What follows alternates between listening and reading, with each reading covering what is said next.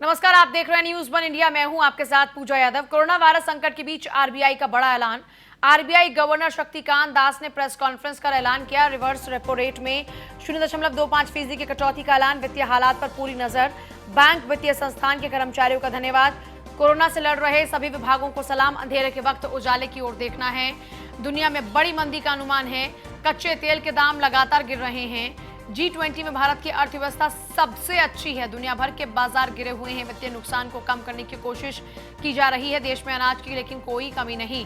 RBI governor की ओर से ये जानकारी साझा की गई है और इस बात का पहले अंदेशा दिया जा चुका है कि अब जो आर्थिक मंदी सामने आएगी वो एक बहुत बड़ी चुनौती होगी और ये मंदी सिर्फ भारत में नहीं बल्कि दुनिया में अब तक की सबसे बड़ी मंदी हो सकती है। कच्चे तेल के दाम लगातार गिर रहे हैं।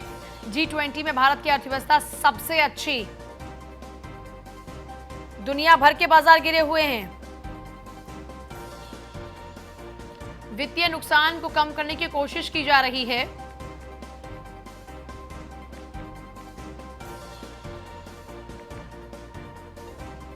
कोरोना वायरस संकट के बीच आरबीआई का यह बड़ा ऐलान है। आरबीआई गवर्नर शक्तिकांत दास ने प्रेस कॉन्फ्रेंस कर ऐलान किया है। रिवर्स रेपो रेट में 0.25% की कटौती का ऐलान।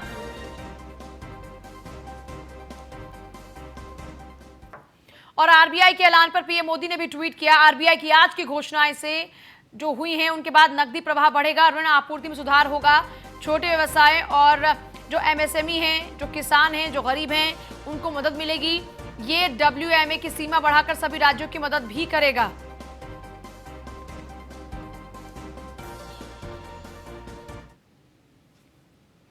तो ये प्रधानमंत्री मोदी का ट्वीट है। आरबीआई ने रिवर्स रेपो रेट घटाया है, बैंकों को इससे फायदा होगा।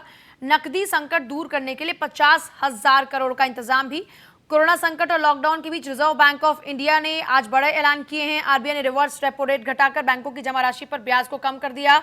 आरबीआई की ओर से दी गई राहत पर पीएम मोदी ने भी आभार जताया और कहा कि इससे छोटे व्यवसाय, एमएसएमई, किसान और गरीबों को फायदा मिलेगा। और ब्रजेश श्रीवास्तव जुड़ गए एसोसिएट एडिटर फोन लाइन पर। अब ब्रजेश, किस तरह से इससे फायदा होगा, चाहे अर्थव्यवस्था की बात हो, बैंक्स की बात हो, किसान की बात हो या एमएसएमई की बात हो, किस तरह से इस पर प्रभाव पड़ेगा?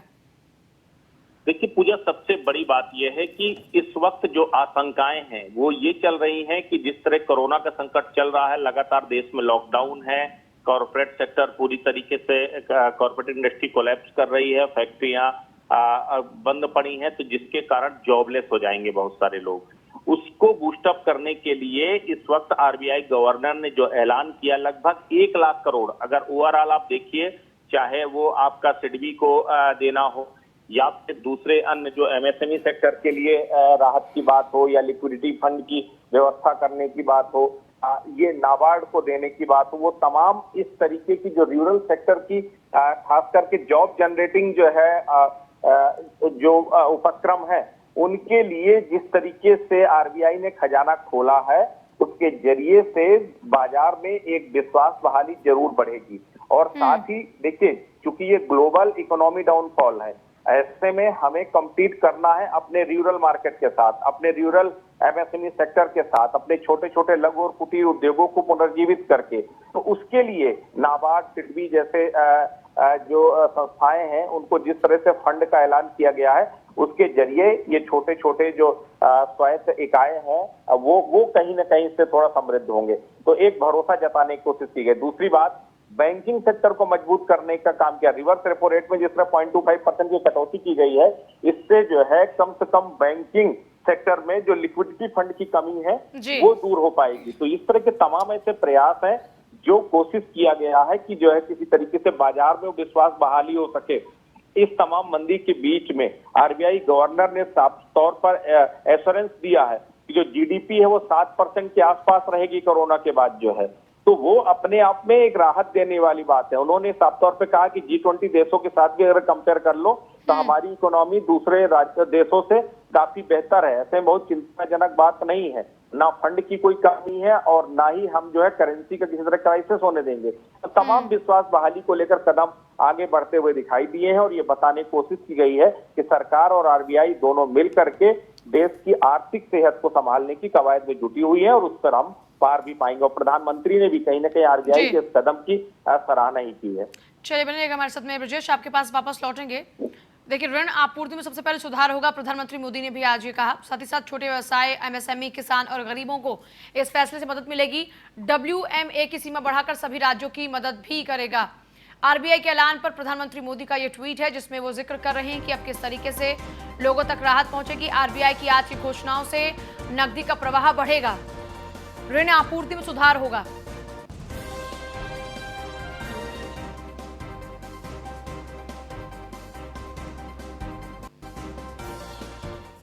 भारत में कोरोना मरीजों का आंकड़ा बढ़ा है और अब तक 13,387 लोग संक्रमित हो चुके हैं। 1,749 लोग ठीक हो चुके हैं। 437 लोगों की अब तक मौत हो चुकी है। लगातार कई राज्यों में आ रहे हैं मरीज। अब तक 13,387 लोगों में संक्रमण, 1,749 लोग ठीक भी हो चुके हैं।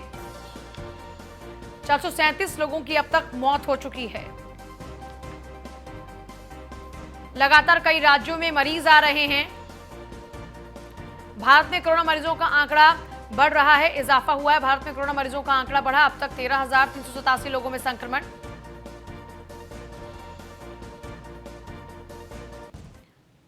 उत्तर प्रदेश में अब तक 843 मरीजों में कोरोना संक्रमण। यूपी में आज ही और नए मामले सामने आए हैं, एक की मौत हो चुकी है। गोंडा में कोरोना वायरस का आज पहला मरीज मिला है। हाल ही में दिल्ली से गोंडा लौटा था मरीज। लखनऊ में 30 कोरोना पॉजिटिव मरीज भर्ती हुए हैं। आगरा में भी 7 लोगों की कोरोना पॉजिटिव रिपोर्ट आई है। प्रदेश में 506 कोरोना मरीज तबलीगी जमात के हैं। 49 जिलों में पहुंचा है कोरोना का संक्रमण।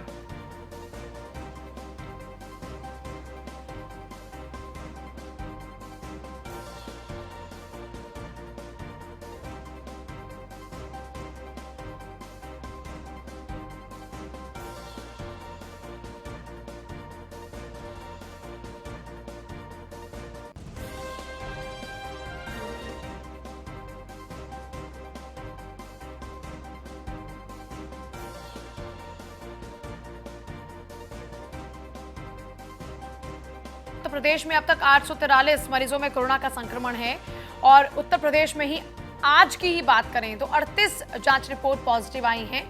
और गोंडा में भी अब क्योंकि एक वायरस संक्रमित केस सामने आ चुका है, तो गोंडा भी अब उन जिलों की फहरिस्त में शामिल हो चुका है जो इस वक्त संक्रमित हैं।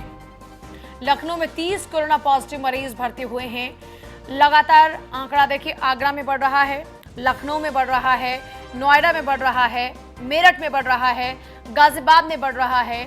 इस बीच 506 मरीज सिर्फ और सिर्फ तबलीगी जमात के हैं। 49 जिले अब प्रभावित हो चुके हैं इस कोरोना के चलते। अभी देखिए 3 से 4 दिन पहले भी आंकड़ा 40 तक सिमटा था, अब अचानक से 49 जिले संक्रमित हो चुके हैं। उत्तर प्रदेश में अब तक 843 मरीजों में कोरोना का संक्रमण पाया गया है। यूपी में आज 38 जांच रिपोर्ट पॉजिटिव आई हैं, एक की मौत हो चुकी है।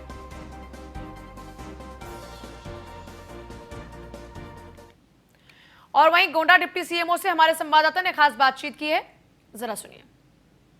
मंडल के गोंडा जिले में पहला कोरोना पॉजिटिव मरीज मिलने से शहर भर में जो है हड़कंप मच गया है और इस मरीज को यहाँ पे सामुदायिक स्वास्थ्य केंद्र पे लाया गया है। हमारे साथ यहाँ पे मौजूद है एडिशनल सीएमओ मौजूद है, हम इनसे जानकारी लेंगे। सर क्या नाम है आपका? मैं doctor Malik Alamgir, additional CMO.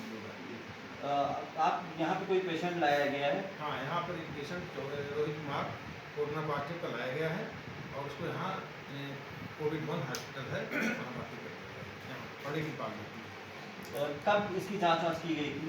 ये इसकी जांच परसों हुई है और आज सुबह इसको पॉजिटिव मिला है कि 15 तारीख को 15 अप्रैल को दिल्ली से चला है अपनी कार से और ये इसके साथ इसकी फैमिली भी थी और सबको जाँच कराया जा रहा है सभी का और सबकी पूरी फैमिली को क्वारंटाइन कर रखा है। यहाँ पे सेफ्टी के लिए क्या क्या इंतजाम किए गए हैं? सेफ्टी के लिए डॉक्टर्स के लिए ड्यूटी लगा दी गई है, सबको लिक्विड मिला हुआ है और इन डॉक्टरों को फिर यहाँ पर अपनी ड्यूटी समाप्त होने के बाद यहाँ पर होटल ड्यूटी पहले तो रखा जा जाएगा 14 दिन तक। ये लोग ड्यूटी करने के बाद फिर पैसिव क्वारंटाइन में 14 दिन तक होटल में रहेंगे। ये थे एडिशनल सीएमओ मलिक आलमगीर जी, जिन्होंने जानकारी दी कि किस तरीके से इस पेशेंट को यहाँ पे लाया गया है और क्वारंटाइन कर दिया गया है। गोंडा से न्यूज़ ऑन इंडिया के लिए। खबर लखनऊ से है। टीम 11 के साथ सीएम योगी ने बैठक की है और बैठक में अधिकारियों को सीएम योगी ने निर्देश दिए हैं। कम्युनिटी किचन से सबको भोजन मिलता रहना चाहिए। जरूरतमंदों में शेल्टर होम्स के निराश्रितों को खाना मिलता रहे। प्रदेश में कोई भी भूखा ना सोए। किसी के पास कोई भी कार्ड हो या ना हो, लेकिन राहत जरूरी है। घटतौली जमाखोरों के खिलाफ सख्त कार्रवाई के आदेश भी सीएम योगी की ओर से दिए गए हैं। लगातार हर दिन टीम 11 के साथ बैठक कर सीएम योगी तमाम दिशा निर्देश देते हैं और इस बार प्रदेश में कोई भूखा ना सोए, इस बात को फिर से दोहराया है सीएम योगी ने और कहा कि कम्युनिटी किचन हो या फिर और अन्य तरीके, सब तक भोजन पहुंचना चाहिए, कोई भी भूखा ना सोए।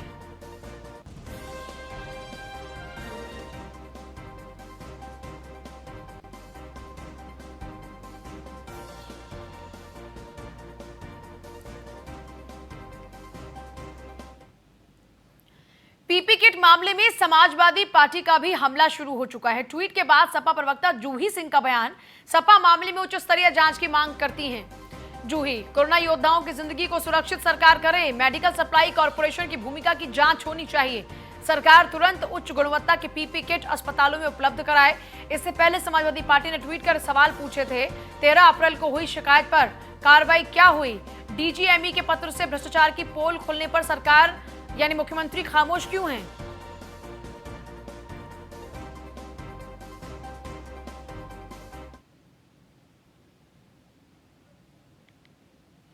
देखिए, ये वो ट्वीट है जो समाजवादी पार्टी के ऑफिशियल ट्विटर हैंडल से किया गया, जिसमें वो सवाल पूछे जा रहे हैं सरकार से। सवाल ये है कि 13 अप्रैल को शिकायत पर क्या कार्रवाई हुई और डीजीएमई की जो पत्र के बाद पोल खुली है, उसके बाद में डीजीएमई के पत्र के बाद खुली पोल पर अभी तक मुख्यमंत्री खामोश क्यों हैं? आपातकालीन स्थिति में भी भ्रष्टाचार, भाजपा सरकार बेमिसाल। यह ट्वीट है समाजवादी पार्टी का।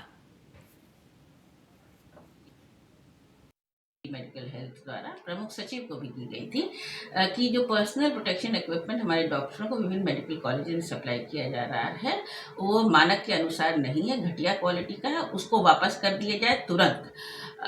उत्तर प्रदेश सरकार ने इस पर क्या किया, इसको अवगत कराएं और साथ ही जिसने ये घटिया इक्विपमेंट सप्लाई किया, जिस संस्था का नाम है Uttar Pradesh medical supply corporation, Uttar Pradesh सरकार की संस्था है, उसमें टेंडर कैसे दिया गया, किसको दिया गया, क्यों ऐसा किया गया, जिससे डॉक्टरों की सुरक्षा पे एक सवाल खड़ा हो गया है। टेस्ट हम बहुत कम कर रहे हैं, 10 लाख पे केवल 84 टेस्ट कर रहे हैं उत्तर प्रदेश में। इससे लॉकडाउन का फायदा हमें नहीं मिलेगा, इनको बढ़ाने की आवश्यकता है।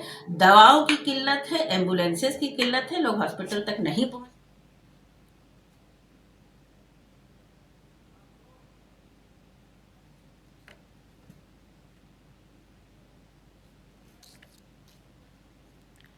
कांग्रेस महासचिव प्रियंका गांधी ने भी मुख्यमंत्री योगी आदित्यनाथ को पत्र लिखा है। किसानों, गरीबों और छोटे व्यापारियों की समस्याओं को लेकर ये पत्र है। पत्र में प्रियंका गांधी ने योगी सरकार से कई मांगे की हैं।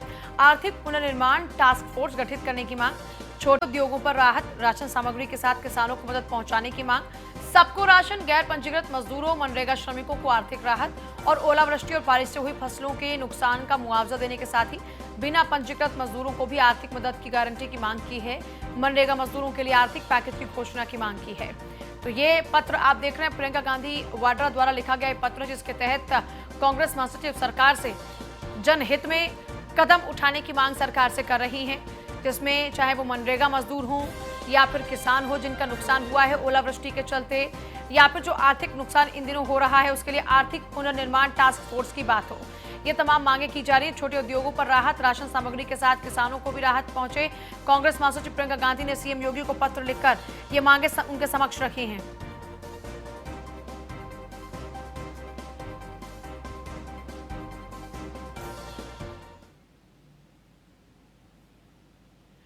पूर्व प्रधानमंत्री चंद्रशेखर की 93वीं जयंती के मौके पर पुष्पांजलि। कोरोना के कारण रद्द किया गया पुष्पांजलि का विशाल कार्यक्रम। स्वामी अभिषेक ब्रह्मचारी और युवा चेतना के राष्ट्रीय संयोजक ने पुष्पांजलि की। लॉकडाउन के कारण रोहित सिंह के निवास पर ही पुष्पांजलि दी गई। स्वामी अभिषेक ब्रह्मचारी ने कहा कि गरीबों के भगवान थे चंद्रशेखर। आजीवन समाजवाद की स्थापना के लिए काम उन्होंने किया। पक्ष के पहाड़ थे, ब्रह्मचारी पक्ष के पहाड़ थे चंद्रशेखर। पीएम को चंद्रशेखर को भारत रत्न से सम्मानित करना चाहिए।